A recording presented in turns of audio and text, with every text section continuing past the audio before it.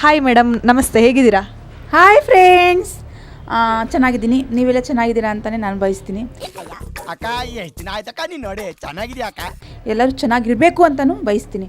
ಯಾಕಂದರೆ ಒಂದು ವಿಷಯ ನನಗೂ ತುಂಬ ಹೇಳ್ತಾಯಿತ್ತು, ನನಗೆ ಕೇಳಿ ಒಂಥರ ಬೇಜಾರು ಆಯಿತು. ನಿಜವಾಗ್ಲೂ ನಿಮ್ಮ ನನಗೂ ಯಾರು ಮನುಷ್ಯರು ಅಂದಮೇಲೆ ತಪ್ಪಾಗುತ್ತೆ. ಮನುಷ್ಯರು ತಪ್ಪು ಮಾಡಿದ್ರೆ ಇನ್ಯಾರು ಪಕ್ಷಿ ಪ್ರಾಣಿಗಳು ತಪ್ಪು ಮಾಡೋಕ್ಕಾಗಲ್ಲ. ಸಿಕ್ಕಿದ ಕಡೆ ಸಗಣಿ ಹೊಡಿಬೇಕು, ಇವಳಿಗೆ ಮಾತ್ರ ಆಚೆ ಬಂದರೆ ಕಂಡು ಕಡೆ ಹೊಡಿಬೇಕು.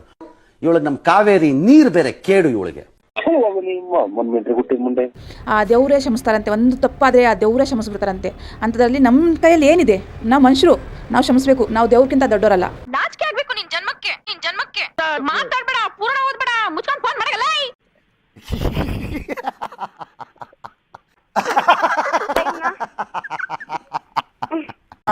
ಅವರು ಬೇಕು ಅಂತ ಮಾಡಿದ ಅಂತ ನನಗೂ ಅನಿಸುತ್ತೆ. ಬೇಕು ಅಂತ ಯಾರೋ ಬೇಕು ಅಂತ ಕಪ್ಪಕಲೆ ಬರಬೇಕು ಅಂತಾನೆ ಆ ಥರ ಮಾಡೋರೆ ಅನಿಸುತ್ತೆ ನನಗೆ. ತಮ್ಮ ಕೆಲಸ ಕಾರ್ಯಗಳೆಲ್ಲ ಬಿಟ್ಕೊಂಡು ಹೇಗೆ ನಿಂತಿಯಾರ ನೋಡು.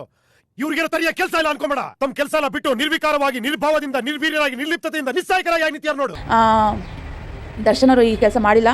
ಅವ್ರು ಬೇಗ ಆಚೆ ಕಡೆ ಬರಲಿ ಅಂತ ನಾನು ಕೇಳ್ಕೊತೀನಿ. ಯಾಕಂದರೆ ಡಿ ಬಾಸ್ ಫ್ಯಾನ್, ನಾನು ದೊಡ್ಡ ಅಭಿಮಾನಿ. ನಾನು ನನ್ನ ಮೇಲೆ ಆಣೆ ಇಟ್ಟಳು, ನನ್ನ ಮೇಲೆ ಆಣೆ ಇಟ್ಟಳು ಮಾತ್ರ ಗೊತ್ತು. ಅವರು ಬೇಗ ಆಚೆ ಕಡೆ ಬರಲಿ ಅಂತ ದೇವ್ರ ಹತ್ರ, ನಾನು ಅಲ್ಲ ಹತ್ರ ನಾನು ಕೇಳ್ಕೊತಾ ಇದ್ದೀನಿ. ನಾನು ನಮಾಜಿ ಎಲ್ಲ ಓದ್ತಾ ಇದ್ದೀನಿ ಅವ್ರಿಗೋಸ್ಕರ. ಅವ್ರು ಬೇಗ ಆಚೆ ಕಡೆ ಬರಲಿ ಅಂತ ಹೇಳ್ಬಿಟ್ಟು. ಬರೀ ಬೋಗಸ್ ರೀ ಇವರು, ಬೋಗಸ್ಸೇ. ಏನು ಅನುಮಾನನೇ ಇಟ್ಕೊಬೇಡಿ. ಇವ್ರಿಗೆ ಬೇಕಾದಾಗ ಇವ್ರು ಡ್ರಾಮಾ ಮಾಡ್ತಾರಷ್ಟೇ. ಬೇಕು ಅಂತ ಯಾರು ಈ ಥರ ಕಲಂಕ ಹಾಕಿರೋದು ಅವ್ರ ಮೇಲೆ ಅವ್ರು ತಪ್ಪು ಮಾಡಿಲ್ಲ ಅನಿಸುತ್ತೆ. ನನ್ನ ಮನಸ್ಸು ಆ ಥರನೇ ಅನಿಸ್ತಿರೋದು. ನಿಜ. ಒಬ್ಬರು ಬೆಳೀತವ್ರೆ ಅಂದರೆ ಕಾಲು ಎಳೆಯೋರು ತುಂಬ ಜನ ಇರ್ತಾರೆ. ಯೋಗ್ಯತೆ ಇದೆಯಾ ಮಾತಾಡಕ್ಕೆ ನಿಮಗೆ? ರಾಜ್ಯದಲ್ಲಿ ಜನ ಸಾಯ್ತಾ ಇದ್ದಾರಲ್ಲಿ, ನಾಚಿಕೆ ಆಗಲ್ಲ ನಿಮ್ಗಳಿಗೆ? ಇಷ್ಟ ಅವ್ರಂದರೆ ನೋಡಿ, ನಾವು ಇಷ್ಟಪಡ್ತೀವಿ. ಯಾರಿಗೆ ಇಷ್ಟಪಡ್ತೀವಿ? ಆ ದೇವ್ರಿಗೆ ಇಷ್ಟಪಡ್ತೀವಿ. ಆ ದೇವ್ರಿಗೆ ಇಷ್ಟಪಟ್ಟರೆ ಅವ್ರ ದೇವ್ರು ನಮ್ಮ ಕಣ್ಣು ಕಾಣ್ತಾರ? ಇಲ್ಲ. ಹಂಗಾದ್ರೆ ನಾವು ಇಷ್ಟಪಡ್ತಾನೆ ಇರ್ತೀವಿ. ನಿನ್ಗೆ ಹೊಡೆಯೋದು ಹೊಡೆದ ಕಿವಿಗೆಲ್ಲ ಕಣ ಬುಲ್ಡೆ ಕೂಡ ಸಾಯಿಸ್ಬಿಡ್ಬೇಕಾಯ್ತು. ನಾನಾದ್ರೂ ನೆಮ್ಮದಿಯಾಗಿರ್ತಾ ಇದ್ದೆ. ಯಾರು ಬಡ ಅಂತ ಮಾತಾಡ್ತಾರೋ ಅವ್ರ ಮನಸ್ಸಲ್ಲಿ ಏನೂ ಇರಲ್ಲ, ಕಲ್ಮಶ ಇರಲ್ಲ ಅಂತ ನಾವು ಅನ್ಕೋತೀವಿ. ದೊಡ್ಡವ್ರು ಹೇಳೋ ಮಾತೇ ಇದು. ಯಾರು ಬಡ ಅಂತ ಮಾತಾಡ್ತಾರೋ, ಏಕ್ ಮಾಡಿ ದೋತು ಕೂಡ ಮಾತಾಡ್ತಾರೋ ಅವ್ರ ಮನಸ್ಸಲ್ಲಿ ಏನೂ ಇರಲ್ಲ. ಸರ್ ಅದು ಸ್ಟೂಡೆಂಟು, ಸ್ವಲ್ಪ ಮೆಂಟ್ಲು ಸರ್. ಮೆಂಟ್ಲಾ? ಹಂಗೆ ದರ್ಶನ್ ಅವರು ಏಕ್ ಮಾರ್ ದೋತ್ ಕೂಡ ಮಾಡ್ಬಿಡ್ತಾರೆ, ಮಾತಾಡ್ತಾರೆ. ಬಟ್ ಅವ್ರ ಮನಸ್ಸಲ್ಲಿ ಏನೂ ಇಲ್ಲ, ಕಲ್ಮಶ ಇಲ್ಲ, ಮುಚ್ಚುಮರಿ ಏನೂ ಇಲ್ಲ. ನಿಮ್ಮ ಹಿಡ್ಕೊಂಡು ನಿಮ್ಮ ಫಾದರ್ ಬಗ್ಗೆ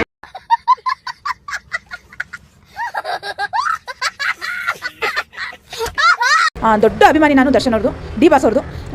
ಅದು ಹೆಂಗೆ ಅಂದರೆ, ನಾನು ಆಂಜನೇಯ ಆಗ್ತಿದ್ರೆ ಬೇಕಾದರೆ ಬಗದ್ಬಿಟ್ಟು ಮನಸ್ಸು ತೋರಿಸ್ತಿದೆ. ನಾನು ಡಿ ಬಾಸ್ ಅಭಿಮಾನಿ ನಾನು ಅಂತ ಹೇಳ್ಬಿಟ್ಟು. ಈ ಬಡತವಿಂದ ದೇಶ ಉದ್ಧಾರ ಆಯ್ತದ? ಇಲ್ಲ, ಚಾನ್ಸೇ ಇಲ್ಲ, ನೋ ವೇ. ನಿಮ್ಗೆ ಎಷ್ಟು ನೊಂದ್ಕೊಂತಾ ಇದ್ದೀರಾ ಅನ್ನೋದು ತುಂಬ ಬೇಜಾರಾಗುತ್ತೆ ನನಗೆ. ಕೇಳ್ಬಿಟ್ಟೆ ಅದು ಮಾತು ಕೇಳ್ಬಿಟ್ಟು ಒಂಥರ ಸೊಳಿ ಜ್ವರ ಬಂದ್ಬಿಡ್ತು ನನಗೆ. ನೋಡು, ಗಣೇಶ, ಗಜಾನನ, ಗಜವದನ, ವಿನಾಯಕ ನೋಡು, ಈ ಗಣೇಶನ್ ಮುಟ್ಟಿ ಪ್ರಮಾಣ ಮಾಡು. ಅವರು ಏನು ತಪ್ಪು ಮಾಡಿಲ್ಲ ಅನಿಸುತ್ತೆ ನನ್ನ ಮನಸ್ಸಿಗೆ. ಅವ್ರು ಬೇಗ ಬರಲಿ ಅಂತ ಕೇಳ್ಕೊತೀನಿ.